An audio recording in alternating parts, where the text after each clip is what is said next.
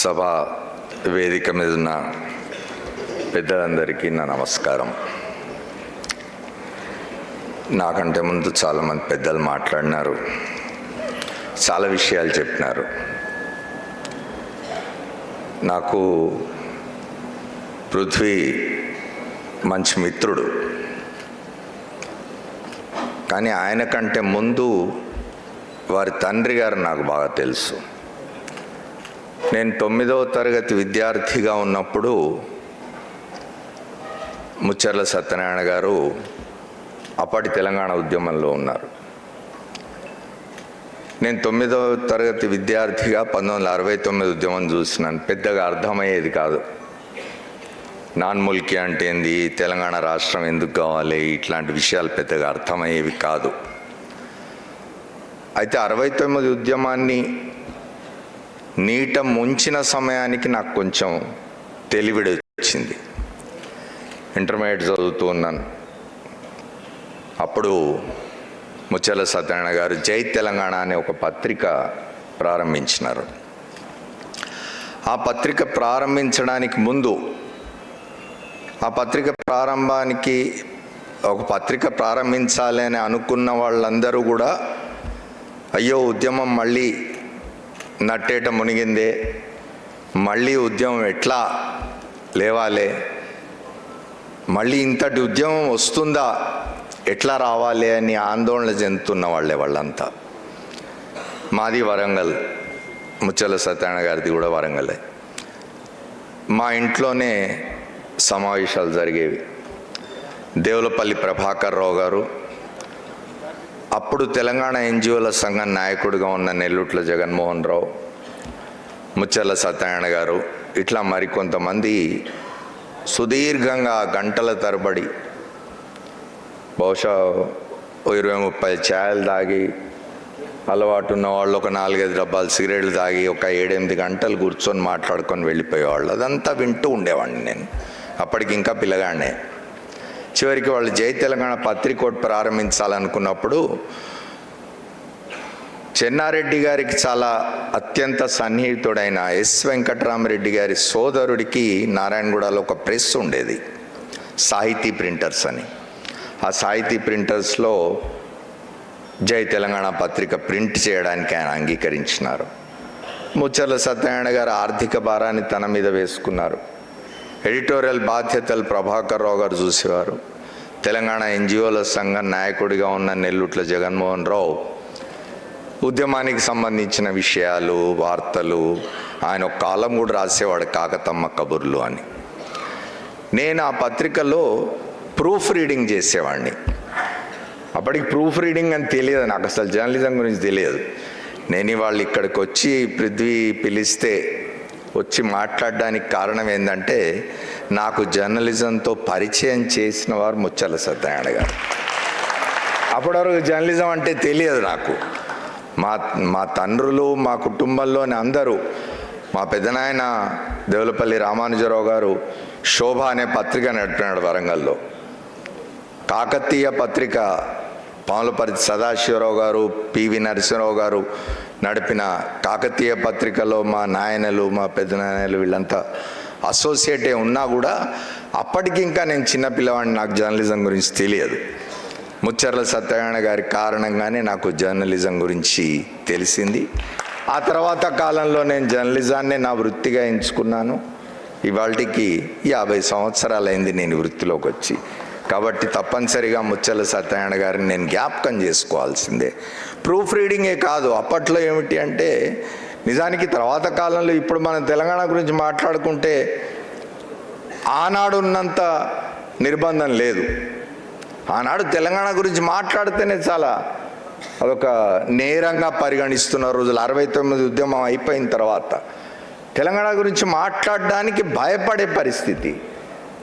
భయపడ్డం లేదా సిగ్గుపడ్డం లేదా ఆందోళన చెందడం లాంటి ఉన్న పరిస్థితుల్లో జై తెలంగాణ పత్రిక పెట్టినప్పుడు పత్రిక పంచడానికి కూడా మనుషులు ఉండేవాళ్ళు కాదు. సత్యనారాయణ గారు స్వయంగా పత్రిక పంచేవాడు ఆయన. నేను పిల్లవాడిని కాబట్టి పత్రిక బండిలో ఒకటి కట్టగట్టి నా చేతికిచ్చి బస్సు ఎక్కించేవాళ్ళు. ఓసారి మహబూబ్నగర్ పంపేవాళ్ళు, ఓసారి వరంగల్ పంపేవాళ్ళు, ఓసారి నల్లగొండ పంపేవాళ్ళు. పోయి వస్తుండేవాడిని. నేను పిల్లగాడిని కాబట్టి నన్ను ఎవరు చెక్ చేసేవాళ్ళుగా తీసుకుపోయి పత్రికలు అందజేసి వస్తుండేవాడిని. ఆయన తన జీవిత చరిత్రలు రాసుకున్నాడు. ఒకసారి చెన్నారెడ్డి గారు తెలంగాణ ప్రజాసమితిని కాంగ్రెస్లో విలీనం చేసిన తర్వాత మళ్ళీ ఆయన నిరుద్యోగి అయినాడు. ఒకసారి నిరుద్యోగి అయినప్పుడు ఆయన రెడ్డి హాస్టల్ సమావేశ మందిరంలో ఒక సభ పెట్టినాడు. ఆ సభకు నేను కూడా అప్పుడు అన్ని సభలకు వెళ్తూ ఉండేవాళ్ళం. నిజాం కాలేజ్ గ్రౌండ్స్లో జరిగిన, రెడ్డి హాస్టల్లో జరిగిన, ఎక్కడ జరిగినా కూడా ఈ సభలకు వెళ్తూ ఉండేవాడిని నేను, పిల్లగాడిని అయినా కూడా. ఆ సభకు నేను కూడా పోయినాను. అక్కడ ముచ్చల సత్యనారాయణ గారు జై తెలంగాణ పత్రిక తీసుకొచ్చినారు. పంచుతూ ఉంటే చెన్నారెడ్డి గారు ఇదేం పత్రిక అని అడిగినారు. అడిగితే ఆయన చెప్పినాడు, ఇంకో పత్రిక ఎందుకు, చాలా పత్రికలు ఉన్నవి కదా అన్నారు చెన్నారెడ్డి. ఇంకొక పత్రిక ఎందుకు, చాలా పత్రికలు ఉన్నవి కదా అన్నప్పుడు సత్యనారాయణ గారు, ఉన్నాయి కానీ ఇవేవి తెలంగాణ ఘోషణ గురించి చెప్పేటివి కాదు, ఏం తెలంగాణ బాధల గురించి రాసేవి కాదు అన్నారు. నా అభిప్రాయంలో ఇవాళకి కూడా ఆ పరిస్థితి కొనసాగుతున్నది తెలంగాణలో. అరకొరగా పత్రికలు వస్తే వచ్చిండొచ్చు, కానీ ఇప్పటికి ఇంకా జర్నలిజం మీద, పత్రికల మీద, మీడియా మీద పెత్తనం తెలంగాణ వారిదైతే కాదు. ఒక చిన్న ఉదాహరణ, నెల్లుట్ల జగన్మోహన్ రావు తెలంగాణ ఎన్జిఓల సంఘం అధ్యక్షుడిగానే కాకుండా ఆయన తెలంగాణ ఉద్యమంలో అనేకమైన త్యాగాలు చేసినాడు. ఆయన చనిపోతే మేము ఇవాళ అత్యంత ప్రధాన దినపత్రికగా ఇంకా ఉన్న ఇక్కడ పత్రికలో ఆబిచ్యువరీ ఒకటి ఆయన ఫోటో వేయడానికి ప్రయత్నించినాం. మేము మ్యాటర్ రాసి పంపితే వాళ్ళు ఫోన్ చేసినారు, అడ్వర్టైజ్మెంట్ డిపార్ట్మెంట్ వాళ్ళు, వేస్తాం ఆబిచ్యువరీ, కానీ ఇందులో కింద ఆయన తెలంగాణ ఎన్జిఓల సంఘం మాజీ అధ్యక్షుడు అనే మాట తీసేయాలి అన్నారు. ఇది 94, 93, 94 ఆ ప్రాంతాలు, 95 ఆ ప్రాంతాల్లో. మేము అంగీకరించలేదు దానికి. తెలంగాణ ఎన్జిఓల సంఘం మాజీ అధ్యక్షుడు అని ఉంటేనే మేము ఈ పత్రికలో ఇస్తాం, అడ్వర్టైజ్మెంట్ ఇస్తాం, లేకపోతే లేదు అని. నా తర్వాత తమ్ముడు, అతను ఇప్పుడు పత్రిక నడుపుతున్నాడు, ప్రజాతంత్ర అనే పత్రిక మేము ఎందుకు ప్రారంభించాల్సి వచ్చింది దానికి కారణం అదేమిటంటే,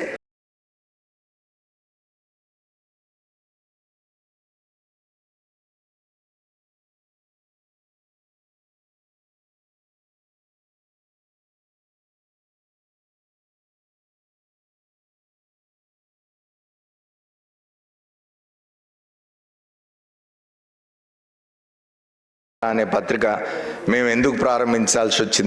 కారణం అదేమిటంటే, వీళ్ళు తెలంగాణ అనే మాటే వాడడానికి వీలేదంటున్నారు కదా అని చెప్పి 98లో మేము తెలంగాణ కోసం అని చెప్పి ప్రజాతంత్ర పత్రిక ప్రారంభించినాం. మేము అది కూడా ముచ్చల సత్యనారాయణ గారి జై తెలంగాణ స్ఫూర్తితోటే ప్రజాతంత్ర పత్రిక మళ్ళీ ప్రారంభించినాం. మేము ఇప్పటికి ఇంకా ప్రజాతంత్ర పత్రిక నడుస్తూ ఉన్నది, తెలంగాణకు పనిచేస్తున్నది, తెలంగాణ కోసం పనిచేస్తున్నది, తెలంగాణకు అంకితమై పనిచేస్తున్నది. అనేకం ఇప్పుడు ఇంతకుముందు మాట్లాడిన పెద్దలు చాలామంది చెప్పినారు, తెలంగాణ వచ్చింది కానీ తెలంగాణ ప్రజలకేం ఒరిగింది అనే విషయం మాట్లాడుకుంటూ ఉన్నాము. నేను తెలంగాణ ఒకటే కాకుండా ఉమ్మడి ఆంధ్రప్రదేశ్లో జాతీయ స్థాయిలో కూడా ఒక జర్నలిస్ట్ ట్రేడ్ యూనియన్లో కార్యకర్తగా పనిచేసినాను, బాధ్యుడిగా కూడా ఉండినాను.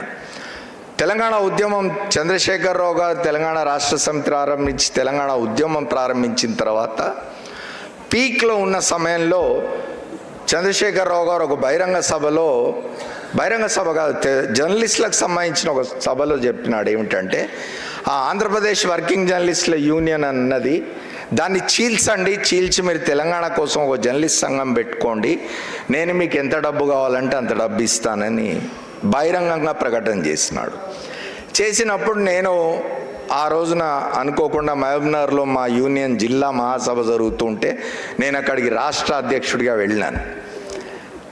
ఆ సభలో నేను చెప్పినాను, తెలంగాణ ఉద్యమం జరుగుతున్నది, మేము తెలంగాణ ఉద్యమం గురించి మాట్లాడుతూ ఉన్నాం, తెలంగాణ ఉద్యమానికి సపోర్ట్గా ఉన్నాం మేము. ఆంధ్రప్రదేశ్ వర్కింగ్ జర్నలిస్ట్ యూనియన్ అనేది మాత్రం రాష్ట్రం విడిపోయిన తర్వాత 2 సంఘాలు అవుతుంది, అప్పుడు తెలంగాణ సంఘం అవుతుంది. అప్పటిదాకా నువ్వు ఈ సంఘంలో చీలిక తెచ్చే ప్రయత్నం చేస్తే మంచి పద్ధతి కాదు, ఖబర్దార్ అని హెచ్చరించినాను నేను చంద్రశేఖరరావు గారిని. నా దిష్టి బొమ్మలు తగలబెట్టించినారు తెలంగాణ అంతటా జర్నలిస్టుల చేత. నా దిష్టి అంటే వాళ్ళకు అనుకూలంగా ఉన్న కొంతమంది జర్నలిస్టుల చేత దిష్టి బొమ్మలు తగలబెట్టించినారు. నేను మా నాయకుడు శ్రీనివాసరెడ్డి గారు ఇద్దరం కూడా ఆంధ్రప్రదేశ్ వర్కింగ్ జర్నలిస్టుల యూనియన్లో బాధ్యులుగా ఉంటూ మేము తెలంగాణ గురించి మాట్లాడుతూ ఉండేవాళ్ళం, ఛానళ్ళలో పోయి మాట్లాడేవాళ్ళం, సభల్లో పోయి మాట్లాడేవాళ్ళం, ఉద్యమం జరుగుతుంటే ఉద్యమంలో పోయి పార్టిసిపేట్ చేసేవాళ్ళం. మా సంఘంలో కార్యవర్గంలో ఒక చర్చ జరిగింది, దాదాపు 14 గంటలు ఈ చర్చ కొనసాగింది. మమ్మల్ని ఆంధ్ర ప్రాంత మిత్రులు రిక్వెస్ట్ చేసినారు, మీ ఇద్దరు ఇట్లా మాట్లాడుతూ ఉంటే మాకు అక్కడ ఆంధ్రలో ఇబ్బందిగా ఉన్నది, మీరు బహిరంగంగా మాట్లాడడం మానేయకూడదా? మీరు తెలంగాణకు అనుకూలమే కావచ్చు, మీరు తెలంగాణ కావాలని కోరుకుంటూ ఉండొచ్చు, కానీ బహిరంగంగా మాట్లాడడం మానేస్తే మంచిది, మీ ఇద్దరు మా జాతీయ నాయకులు కూడా అని వాళ్ళు రిక్వెస్ట్ చేస్తే మేమిద్దరం ఒకటే చెప్పినాం, సంఘానికి రాజీనామా చేయమంటే చేస్తాం కానీ తెలంగాణ గురించి మాట్లాడకుండా ఉండమని చెప్పినాం. ఆ రోజుల్లో నేను చెప్పినాను, తెలంగాణ రాబోతూ ఉన్నది, వస్తే ఏం జరుగుతుంది అని. వస్తే ఏం జరిగిందో మనం ఈ 10, 12, 13 సంవత్సరాల్లో చూసినాం. ఇది నేను ఈ మాట అన్నప్పుడు జర్నలిస్టులు కొంతమందితో నా దిష్టి బొమ్మలు జిల్లాల్లో తగలబెట్టిస్తున్నప్పుడు ముచ్చల సత్యనారాయణ గారు నాకు ఫోన్ చేసినారు. ఫోన్ చేసి నేను కూడా ఇదే చెప్తూ ఉన్నాను, నేను తెలంగాణ రాష్ట్ర సమితి కేసీఆర్ గారు ప్రారంభించినప్పుడు నేను అసోసియేటే ఉన్నాను, ఇప్పుడు లేను, రేపు తెలంగాణ వస్తే వీళ్ళందరి చేతుల్లో ఏమైపోతుందో నాకు అర్థం కావడం లేదు, నువ్వు అన్నది కరెక్టే, ఎందుకు నీ దిష్టి బొమ్మలు తగలబెడుతున్నారు అని అడిగినాడు ఆయన. అప్పుడు ఓ పత్రికలో వార్తలు వచ్చినాయి నా దిష్టి బొమ్మలు తగలబెడుతున్నట్టు. ఆయన నాకు సంఘీభావం తెలిపినారు.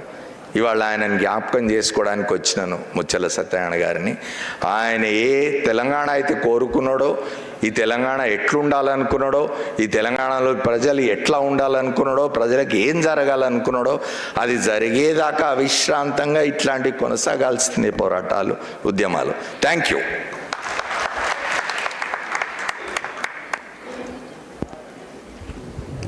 థ్యాంక్స్ అన్న.